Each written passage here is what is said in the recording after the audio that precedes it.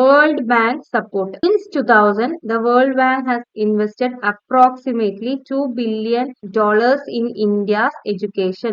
Additionally, it offers technical support assistance comprises early childhood development. Several World Bank programs assist India's integrated child development service. അപ്പോൾ കുറേ അധികം world പ്രോഗ്രാംസിൽ ഇന്ത്യനെ assist ചെയ്യുന്നുണ്ട് child development സർവീസിൽ.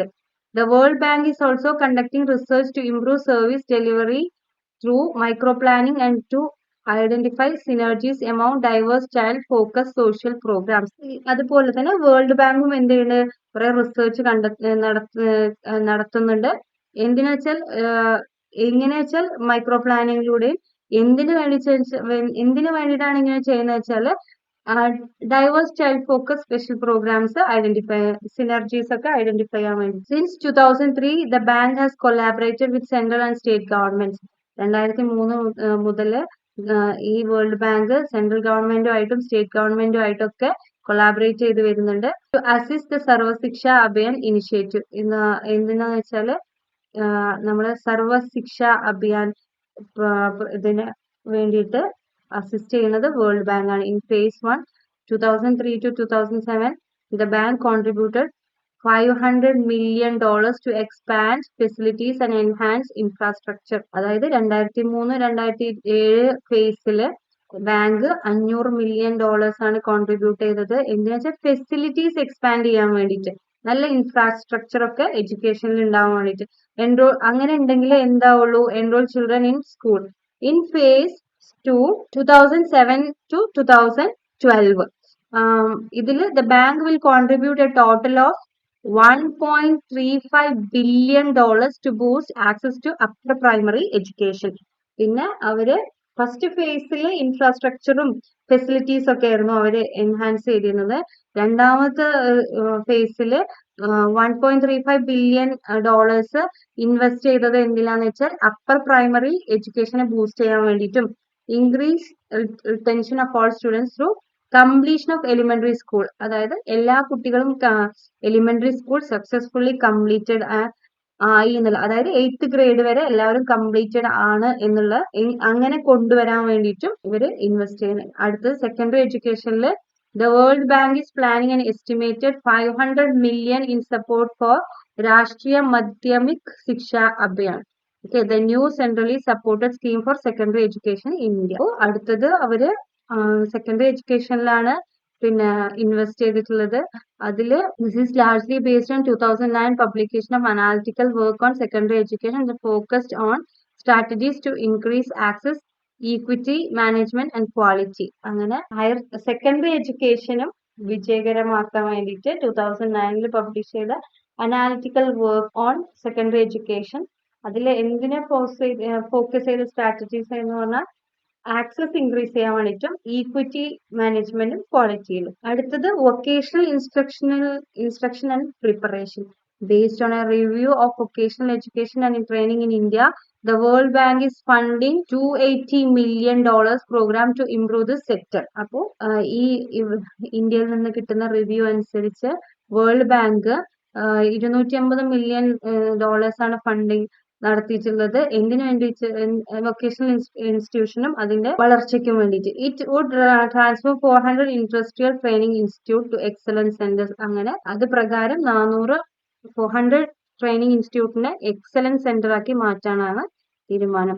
Technical and higher education, അതിൽ the World Bank has just approved $300 million operation to boost India's technical and engineering education.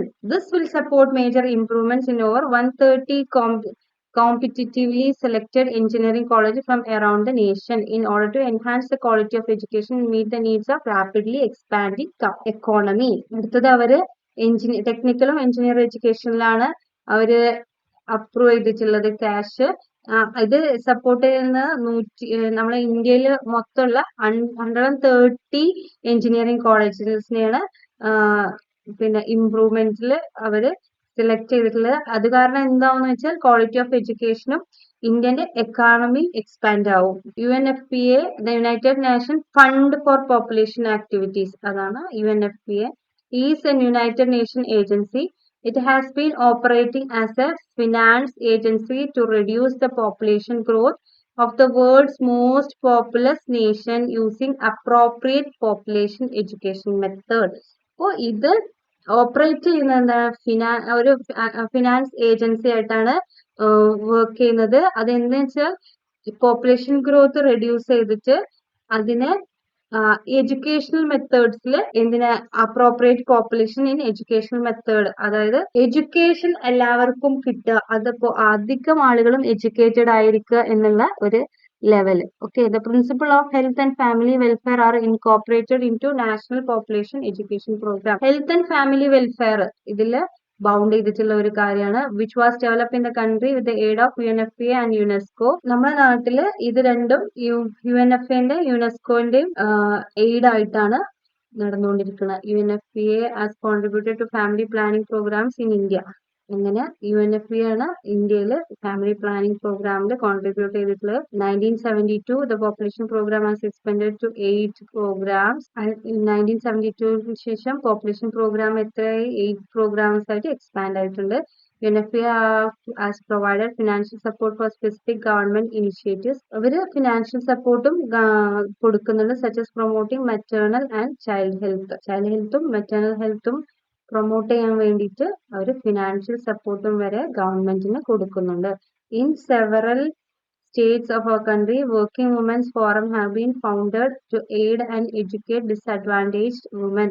അപ്പോൾ നമ്മുടെ നാട്ടില് working women forum എന്ന് പറഞ്ഞിട്ട് ഒന്ന് ഫൗണ്ട് ചെയ്തിട്ടുണ്ട്. എന്തെന്ന് വെച്ചാൽ ഡിസഡ്വാൻറ്റേജ് ആയിട്ടുള്ള വുമൻസിനെ എഡ്യൂക്കേറ്റ് ചെയ്ത് കൊണ്ടുവരാൻ വേണ്ടിയിട്ട്. It was promoted to aid impoverished needy and assetless woman. സാമ്പത്തികമായിട്ട് കഴിയാത്തവർക്കും അതേപോലെ ആവശ്യക്കാർക്കൊക്കെ കിട്ടാൻ വേണ്ടിയിട്ടാണ് ഇത് പ്രൊമോട്ട് ചെയ്തിട്ടുള്ളത്. The organisation include other training input such as family planning. അവരെ മറ്റുള്ള ട്രെയിനിങ് ഫാമിലി പ്ലാനിങ്ങിനൊക്കെ അവർ ഇനിഷ്യേറ്റീവ് കൊടുക്കുന്നത്. Central government supported 5-year family planning program came to a conclusion in 1989. അങ്ങനെ 5-year ഫാമിലി പ്ലാനിങ്ങിന് കൺക്ലൂഷൻ ആയത് എപ്പോഴാണെന്ന് 1989. 1972 തുടങ്ങി 1989 അത് കൺക്ലൂഡ് ആയത്. Having achieved considerable population control outcomes. In April 1990, the Government of India and UNFPA came forward to aid the initiative in collaborative effort to help achieve the objective of 60% couple protection rate by the year 2000. അപ്പോൾ 1990 Indian ഗവൺമെന്റും UNFPAയും ഒരു കാര്യം മുമ്പോട്ട് വന്നതെന്ന് വെച്ചാൽ 60% couple protection rate ഇന്ത്യയിൽ ഉണ്ടായിരിക്കണം എന്നുള്ള നില. Working women's forum attitude was advantages to programmes financed by UNICEF, ELO, UNDP and central government. അപ്പോൾ വർക്കിംഗ് വുമൻ ഫോറം അതായത് പെണ്ണുങ്ങൾക്ക് വിദ്യാഭ്യാസം, ആവശ്യക്കാർക്ക് അങ്ങനെ ഫണ്ടിങ് ഒക്കെ കൊടുത്ത് അത് നല്ല അഡ്വാൻറ്റേജ്മെന്റ് ഉണ്ടായിരുന്നു. During the past 6 years there has been unquestionable improvement on all fronts. ഇപ്പോൾ എല്ലാത്തിലും unquestionable improvement ആണ് കാണുന്നത്. However, the only area in which our performance has been subpar is the rapid increase in population. അപ്പോൾ നമ്മളെ ഇന്ത്യന്റെ population increment rapid increase ആണ് പോപ്പുലേഷനിൽ കണ്ടുവരുന്നത്. which we have been unable to regulate to our complete satisfaction. This shortcoming has eaten up the majority of fruit of our progress. ഇത് നമ്മളെ എന്താ പറയാ progress, നമുക്ക് കിട്ടുന്ന പ്രോഗ്രസിന്റെ ഒരു മെജോറിറ്റി ഇതും ഇല്ലാതാക്കുന്നുണ്ട്. In order to manage the population increase of country, the UNFPA has developed and financially supported a number of schemes. അപ്പോൾ ഇത് മാനേജ് ചെയ്യാൻ വേണ്ടിയിട്ട്, പോപ്പുലേഷൻ ഇൻക്രീസ് മാനേജ് ചെയ്യാൻ വേണ്ടിയിട്ട് UNFPA ഫിനാൻഷ്യൽ സപ്പോർട്ട്, കുറേ ഫിനാൻഷ്യൽ സപ്പോർട്ട് സ്കീംസ് രൂപീകരിച്ചിട്ടുണ്ട്. Population education programme is a ministry of education central sector plan scheme. അപ്പോൾ population education programme എന്ന് പറയുന്നത് മിനിസ്ട്രീന്റെ ഒരു എഡ്യൂക്കേഷൻ സെന്റർ ഒരു പ്ലാൻ സ്കീമാണ്. It was created in partnership with UNFPA and with the active participation of the Ministry of Health and Family Welfare. നമ്മുടെ central government തുടങ്ങിയിട്ടുള്ള ഈ ഇത് പറയുന്നത് UNFPAന്റെ പാർട്ട്ണർഷിപ്പിലും അതുപോലെ active participation ministry of health and family വെൽഫെയറിന്റെ സഹായത്തോടു കൂടിയാണ് ഇന്ത്യൻ സെൻട്രൽ ഗവൺമെന്റ് ചെയ്തു വരുന്നത്. Public financing of education in India. With the 2009 passage of the Right to Education Act, India has legitimized the bare maximum needs approach. Next is public financing of education in India. With the 2009 passage of the Right to Education Act, India has legitimized the bare minimum needs approach to encompass primary and secondary education. അതായത് right to education act പ്രകാരം എല്ലാവർക്കും primary secondary education ഉറപ്പുവരുത്തുക എന്നുള്ള ഒരു സംഭവം India കൊണ്ടുവന്നു. According to the annual status of education report, the RT Act and the Sarva Shiksha Abhiyan have improved the facilities of government school. അങ്ങനെ annual status പ്രകാരം RT ആക്ടിന്റെയും annual state of education report പ്രകാരം government സ്കൂൾസിന്റെ facilities ഒക്കെ ഒരുപാട് improve ചെയ്തിട്ടുണ്ട്. For the 11th plan period 2007 to 2012, the proportion of public expenditure in different levels of education is as follows. അപ്പോൾ 11th plan period അല്ലേ, അതിലെ public expenditure ഇങ്ങനെയൊക്കെയാണ്. Elementary സ്കൂളിന് 47%, university and technical education combined ആയിട്ട് 27%, secondary education 20%, and adult education and others is 6%. The trend in public financing of education in India over the period of 1980 to 2012 indicates that for school education, that is elementary secondary, the proportion of expenditure has consistently been more than 50%. അപ്പോൾ എഡ്യൂക്കേഷന് വേണ്ടിയിട്ടുള്ള expenditure എന്തായിരുന്നു? 50%, more than 50% ആയിരുന്നു. With the highest allocation of 78% in 9th plan. അതായത് 7th 11th പ്ലാനിനേക്കാളും 9th പ്ലാനിൽ 78% highest allocation ആയിരുന്നു. Educational grants and loans. അടുത്തതാണ് educational ഗ്രാന്റ്സും ലോൺസും. Educational grants and scholarships are monetary support provided to institution and individual. അതായത് സ്റ്റുഡൻസിന് നമ്മൾ കൊടുക്കുന്ന ഒരു സപ്പോർട്ടാണ്. സ്കോളർഷിപ്പും എഡ്യൂക്കേഷൻ ഗ്രാന്റ്സ് എന്നൊക്കെ പറഞ്ഞാൽ അവർക്ക് കൊടുക്കുന്ന ഒരു സപ്പോർട്ടാണ്. They cannot be repaid. Typically, educational subsidies are distributed by the government to institution. ഇങ്ങനെ എഡ്യൂക്കേഷൻ സബ്സിഡീസ് ഒക്കെ ഗവൺമെന്റ് വന്നിട്ട് ഇൻസ്റ്റിറ്റ്യൂഷന് ഡിസ്ട്രിബ്യൂട്ട് ചെയ്യുക. Whereas merit based scholarships are provided to individual. പക്ഷെ മെറിറ്റ് ബേസ്ഡ് സ്കോളർഷിപ്പ് ഒക്കെ ഗവൺമെന്റ് നേരിട്ട് കുട്ടികൾക്ക് കൊടുക്കും.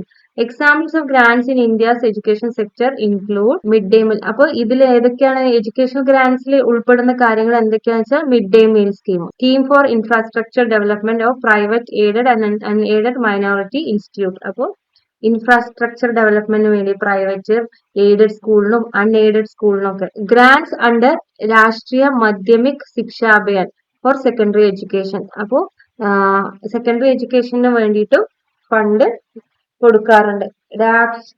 രാഷ്ട്രീയ മാധ്യമിക് ശിക്ഷാ അഭിയാൻ അവർക്ക് അതിൽ അണ്ടർ ഗ്രാന്റ്സ് കൊടുക്കാറുണ്ട്. The project of establishing 374 degree colleges in educationally backward district. പിന്നെ അവർ ഫണ്ട് കൊടുക്കുന്നത് കോളേജ് എസ്റ്റാബ്ലിഷ് ചെയ്യാൻ വേണ്ടിയിട്ടാണ്. അതായത് എഡ്യൂക്കേഷണലി ബാക്ക്വേർഡ് ഡിസ്ട്രിക്റ്റിലൊക്കെ കോളേജ് കൊണ്ടുവരിക എന്നുള്ള ലക്ഷ്യത്തിൽ. Since 2001, India has introduced educational loans as an alternate method of financing for higher education. അപ്പോൾ 2001 മുതൽ ഇന്ത്യയിൽ എഡ്യൂക്കേഷൻ ലോൺസും അവൈലബിൾ ആണ്. നമുക്ക് ഹയർ എഡ്യൂക്കേഷന് വേണ്ടിയിട്ട് എഡ്യൂക്കേഷൻ ലോൺസും അവൈലബിൾ ആണ്. Some of the education loan scheme initiated by the government to encourage higher education among needy and meritorious students include loan for disabled person to pursue higher education in India and abroad. അപ്പോൾ education loan scheme എന്തിനാ കൊണ്ടെന്ന് വെച്ചാല് അതിന് eligible ആയിട്ടുള്ള കുട്ടികൾക്ക്, merit ഒക്കെ കിട്ടിയിട്ടുള്ള കുട്ടികൾക്ക്, പിന്നെ അല്ലെങ്കിൽ ഡിസേബിൾഡ് ആയിട്ടുള്ള പേഴ്സൺസിന് ഹയർ എഡ്യൂക്കേഷൻ ഇന്ത്യയിലും അബ്രോഡൊക്കെ ചെയ്യാൻ വേണ്ടിയിട്ടാണ് ഗവൺമെന്റ് ഇങ്ങനെ ഒരു ലോൺ സ്കീം കൊണ്ടുവന്നിട്ടുള്ളത്. Education chess. A government education cess is an additional fee added to the basic tax liability to generate additional fund. അപ്പോൾ എഡ്യൂക്കേഷന് വേണ്ടിയിട്ട് അഡീഷണൽ ആയിട്ട് ഫണ്ട് കണ്ടെത്താൻ വേണ്ടിയിട്ട് വാങ്ങുന്ന ഒരു ടാക്സ് സിസ്റ്റമാണിത് എഡ്യൂക്കേഷണൽ ചെസ്. അത് എന്തിനാണ് ഫണ്ട് ജനറേറ്റ് ചെയ്യുന്നത്? പ്രൈമറി, ഇന്റർമീഡിയറ്റ് ആൻഡ് ഹയർ എഡ്യൂക്കേഷന് വേണ്ടിയിട്ട്. In addition to people, corporation must pay this annual chess to rates decide during the annual budgeting process.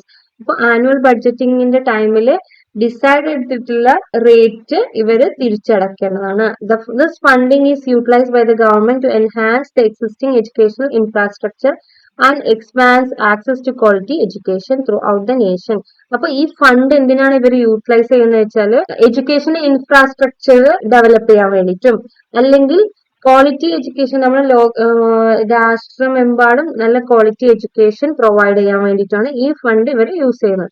Educational cess is use to fund expenses such as mid day meals, opening of new government schools and colleges. അപ്പോൾ main ആയിട്ട് ഈ fund use ചെയ്യുന്നത് mid day meal സിസ്റ്റത്തിനും പുതിയ government സ്കൂളും കോളേജുകളും തുറക്കാൻ വേണ്ടിയിട്ടാണ്. So that's all. Unit 5 is completed. Thank you.